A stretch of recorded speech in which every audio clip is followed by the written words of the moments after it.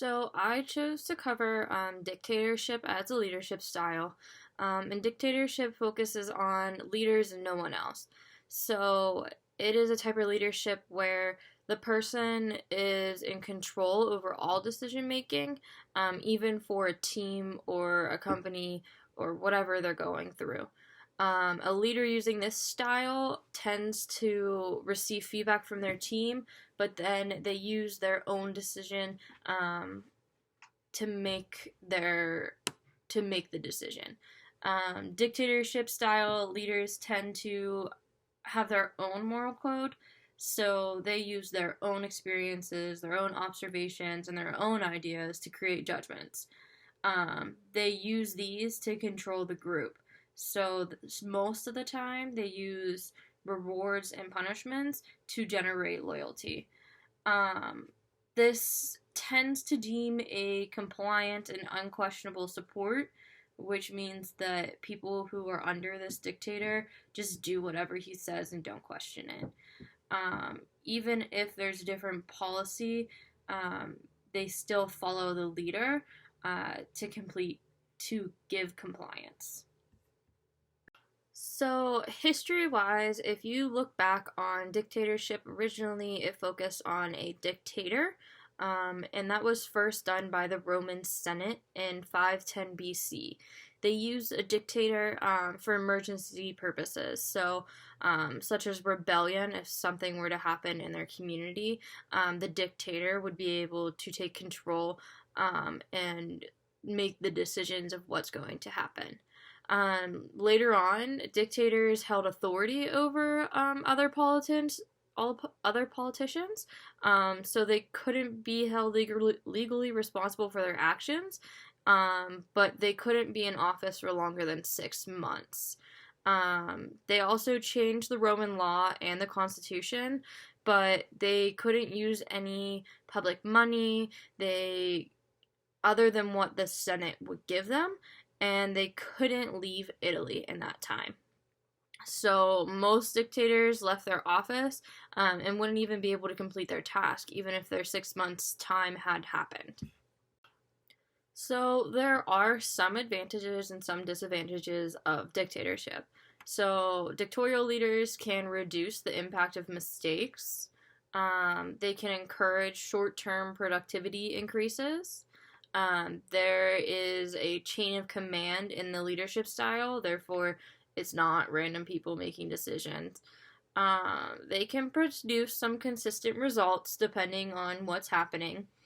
They're able to make decisions very quickly, which means that if something happens, they're on top of it, they're doing it right away.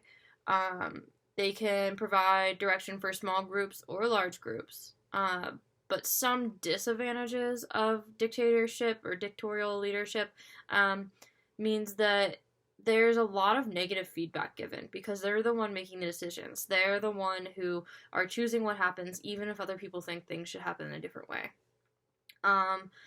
In the long term, the morale of the group is probably going to go down. If you're giving someone opinion and doing work or they're not listening to it, why are you going to continue to do that? But people become dependent on the skills of the leader. So if you have a team or group or employees that have been with this leader, they're more dependent on them now. Because they're making a decision, so they're always leaning back on them to make the decisions. They don't want to make the decisions. This means that sometimes in employee settings, a lot of employees are more willing to leave with dictatorship. I don't want to work for somebody when I have to do the work and they take the credit, or they don't listen to anything I said, or if something goes against what I said, I don't want to be working for them. And there can be a lot of rebellion with dictatorship or dictatorialship. I'm gonna go against someone who isn't listening to the team, or we have a completely different belief than the dictator, or our leader in that case.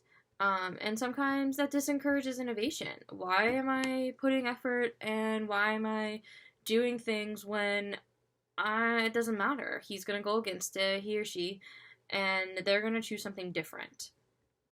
So the most famous dictatorship would have been Adolf Hitler. That happened in Nazi Germany from 1933 to 1945. He was in control. But in the European area, there have also been dictators in the Soviet Union, Germany Empire, Russia, Belgium, and Belarus. Continues to have one from 1994 to now, which is Alexander Lukashenko. Um, there are also a lot of Asian dictators, which would been another most famous one would be in North Korea. They've always been under a dictatorship, from my understanding. Not don't quote me on that, but Kim Jong Un is is their current dictator. But there's also one in Syria. Japan had one from 1941 to 1944. Iran from 1989 to current. North Vietnam, China. Dictatorship has been used all over. Africa has some currently, would be in Rwanda, and then Cameroon and Chad. Are all current places that still are under dictatorship. There are other places that had leaders through dictatorship in the past, but currently do not. Even in the Americas, if you look at Haiti and Grenada and Brazil, they're not currently under dictatorship, but they at one point had leadership styles that way. Personally, I would not use dictatorship, but I do like to be in control of things. But I also want a group working under me who's going to help me bring the best out of the situation. I want their ideas. I want them to be creative. I don't think out of dictatorship you're able to do those things. You're not able to give people freedom to explore and expand and even look into directions where you wouldn't normally look. So I hope you learned a lot about dictatorship. I hope this has been informative for you, and I hope everything's going well with this COVID-19 going on.